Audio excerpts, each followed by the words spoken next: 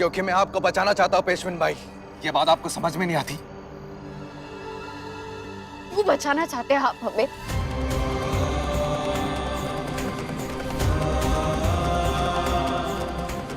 बाबू, मुझे भी नहीं पता क्यों बचाना चाहता हूं मैं तुम्हें, वरना तुम तो जानती हो कि 7 साल बाद ये दिल पत्थर दिल बन चुका है।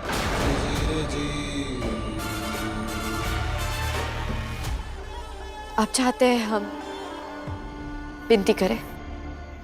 ठीक है, तो अभी एक पेशविन की विनती है कि आप जैसे पत्थर बने हुए हैं वैसे ही पत्थर बनकर रहिए।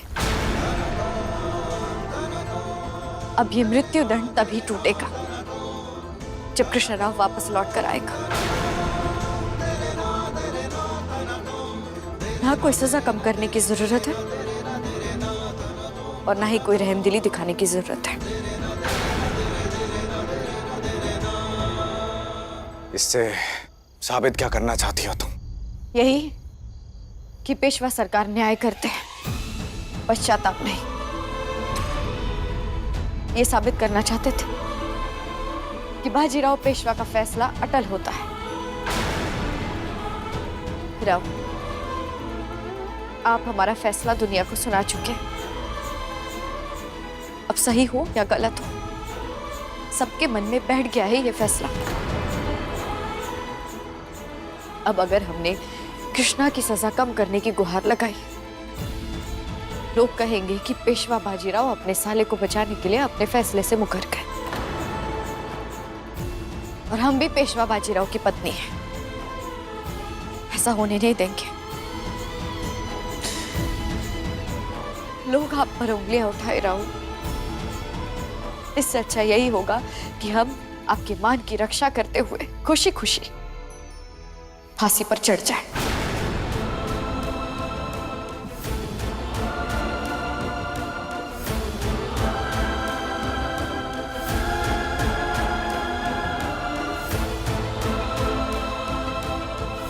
इंतजार करेंगे हम सुबह होने का।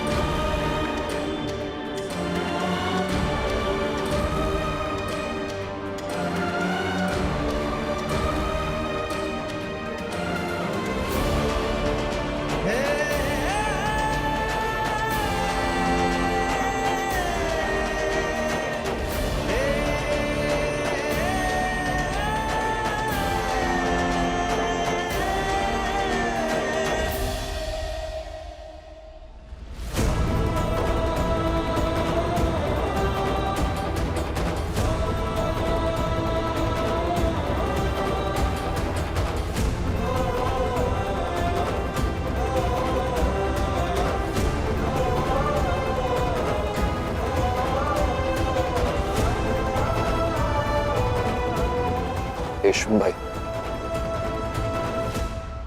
आपकी कोई आखिरी इच्छा हो तो बताइए, पूरी की जाएगी। हम चाहते हैं कि हमें फांसी पर लटकाने का गौरव हमारे पति पेशवा बाजीराव को मिले।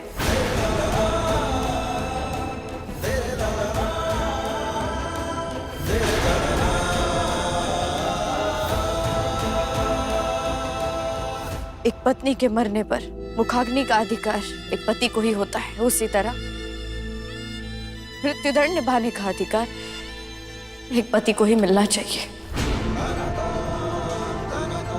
तो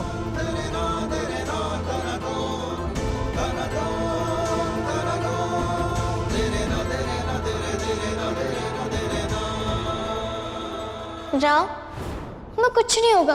पता है क्यों? क्योंकि हमारे पति बाजीराव है, बाजीराव। काशी, तुम्हें हमेशा खुश रखूंगा। हम मर जाएंगे लेकिन आपको छोड़कर नहीं जाएंगे। लोग आप पर उंगलियां उठाए राहु, इससे अच्छा यही होगा कि हम आपके मान की रक्षा करते हुए खुशी खुशी फांसी पर चढ़ जाए।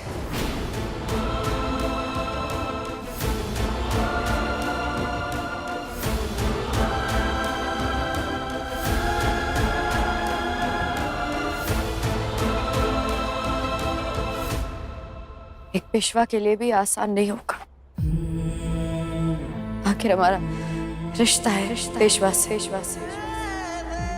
एक युद्ध तो आपके अंदर भी चल ही रहा है राम, और रीत है कि युद्ध पर जाते ही योद्धा का तिलक किया जाए। उसी नाते हम आपका तिलक करना चाहते हैं।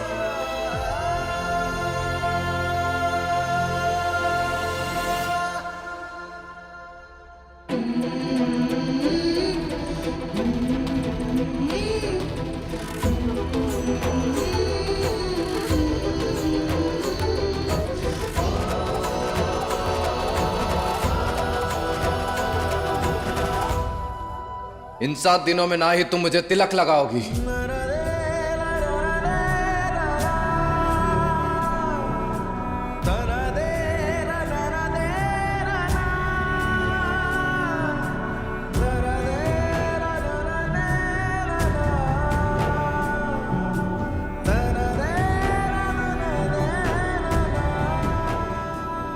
और इसी तिलक के साथ रहो आपकी छठी शर्त भी टूट गई।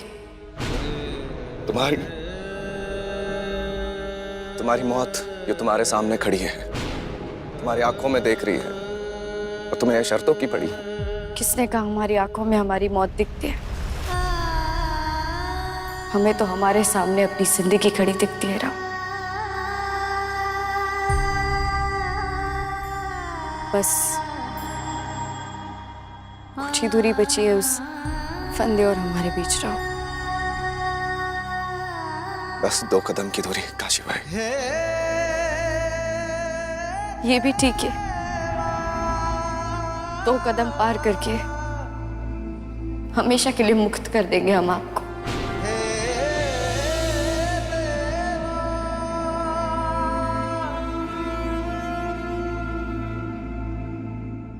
पेशवा सरकार, समय हो गया।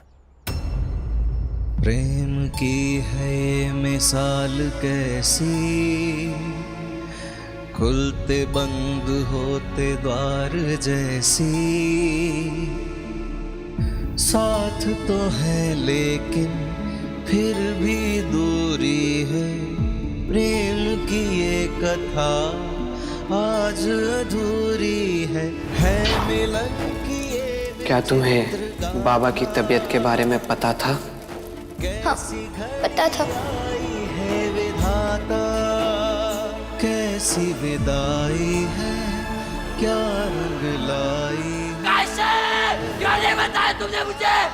तुमने मुझे बता दिया होता तो बाबा जिंदा होते।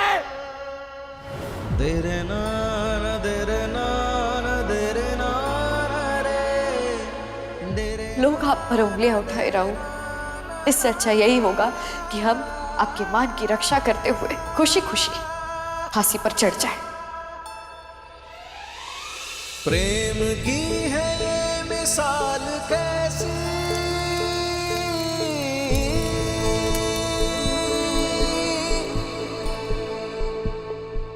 खुलते बंद होते द्वार जैसी।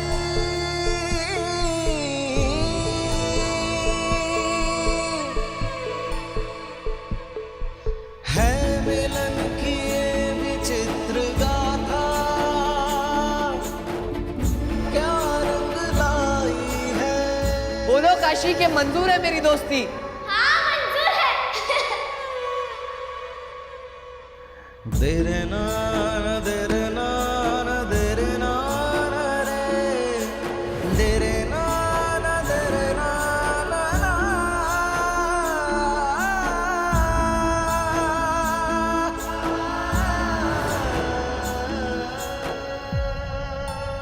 जाते जाते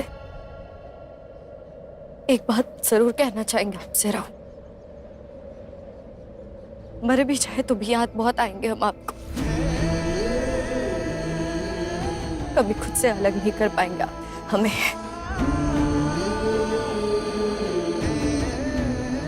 कभी नहीं।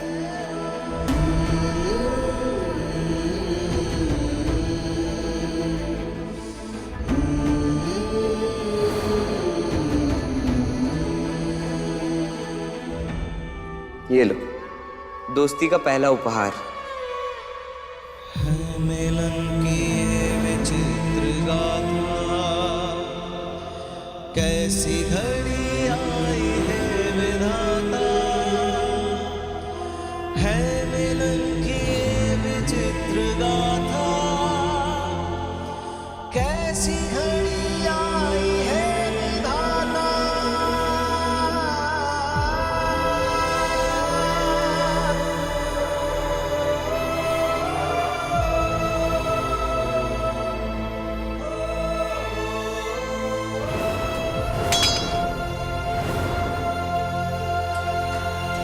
प्रेम की है ये मिसाल कैसी,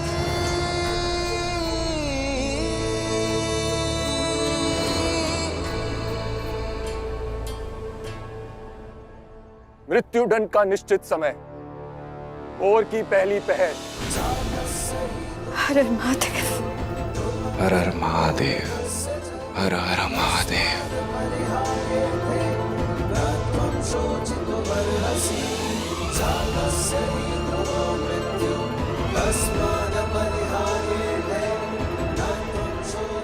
रुक जाइए, रुक जाइए।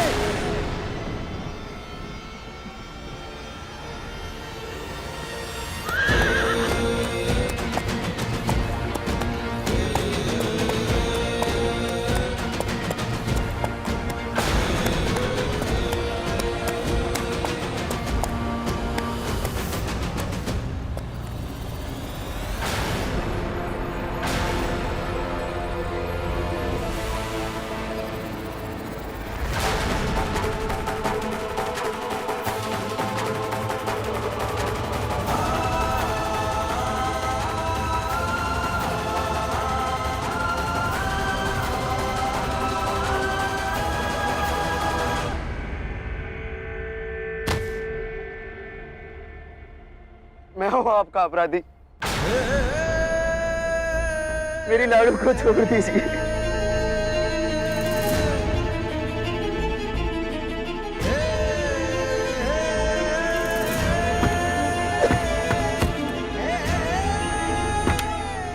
कृष्णा, तुम्हें तो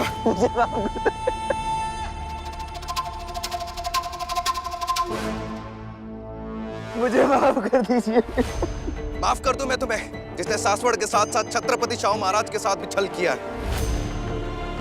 अपनी बहन के साथ विश्वासघात किया है। देर कर दी कृष्णराव तुमने मुझे मिलने में, जैसे तुम भी अपने उस दोस्त के साथ होते थे, वैसे भी तुम्हारा समय आ गया। रुक जाइए राव। भरोसे के लायक नहीं है तुम्हारा देशद्रोही भाई। पेशवा सरकार, आपसे और कृष्णा से कुछ अकेले में बात करना चाहते हैं।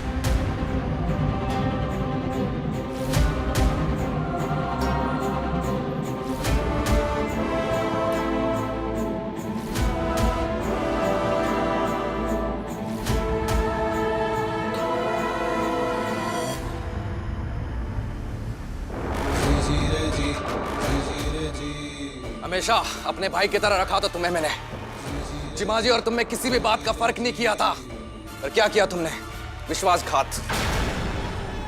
और तुम्हारी वजह से तुम्हारी बहन फांसी के फंदे तक पहुंच चुकी थी। और अब उस फांसी के फंदे पर मैं तुम्हें पहुंचाऊंगा कृष्णराव, जिसके तुम हकदार हो।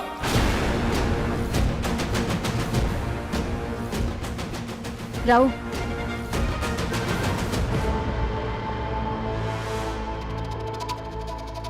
हम आपसे कुछ कहना चाहते हैं।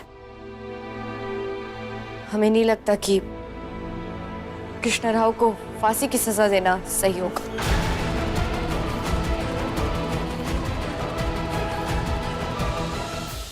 पेशवेन भाई, जहां तक कि मुझे पता है आप ही ने मुझसे एक बात कही थी, न्याय और शासन सबके लिए बराबर होने चाहिए। फिर इस बार क्यों किस बात की ढील बरतनी है अपने भाई के लिए? हम कोई ढील देने की बात नहीं कर रहे राव। जानते हैं कि कृष्ण राव ने अपराध किया है, लेकिन इसके और कोषाध्यक्ष के अपराध में फर्क है। आपका मुख्य अपराधी कोषाध्यक्ष था, जिसने आपकी हत्या की साजिश की थी। वो कोषाध्यक्ष ही था जिसने छत्रपति शाहू महाराज पर भी हमला किया। ये दोषी है, लेकिन कृष्णा राव ने केवल धन का गबन किया है, किसी की हत्या नहीं। और ये कौन कह रहा है? कोई सबूत है, कोई गवाह है तुम्हारे पास?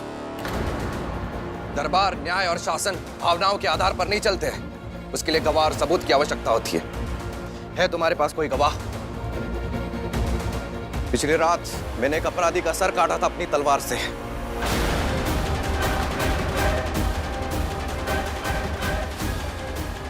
जिस पर तुम्हारे भाई का भी नाम है। अब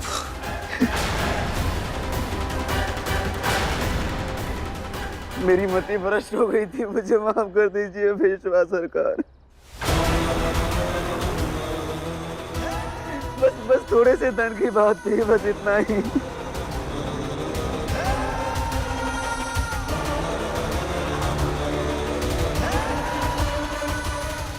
कितनी बड़ी भूल की थी तुम्हें पहचानने में कृष्ण राव। सोचा नहीं था कि तुम इतने बड़े कायर निकलोगे।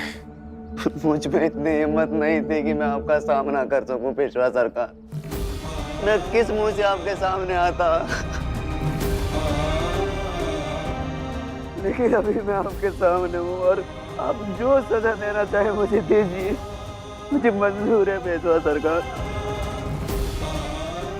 लेकिन मैं आपको विश्वास दिलाता हूँ कि आपके और शाहू महाराज के हमले में मेरा कोई भी हाथ नहीं था। मैं बस अपनी कायरता और अपनी लालच की वजह से फंसता गया। मुझे माफ कर दीजिए।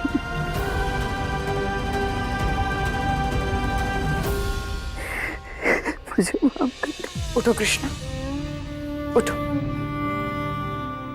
बहुत बड़ी बात है कृष्णा कि तुम अपनी कायरता पे, अपने स्वार्थ पे विजय पाकर वापस लौटे। हमारे लिए बहुत बहादुरी का काम किया है तुमने।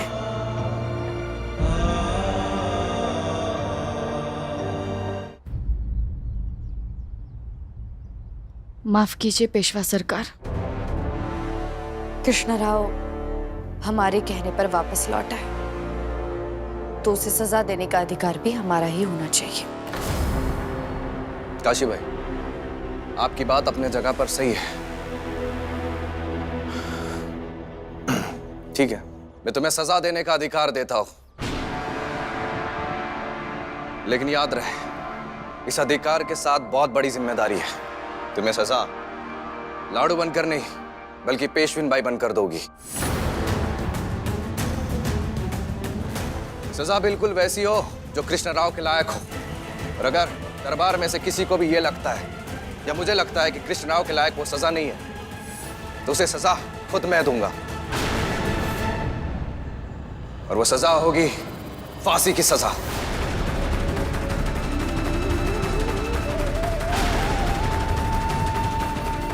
एक पैर का समय है तुम्हारे पास, सोच लो क्या सजा देनी है।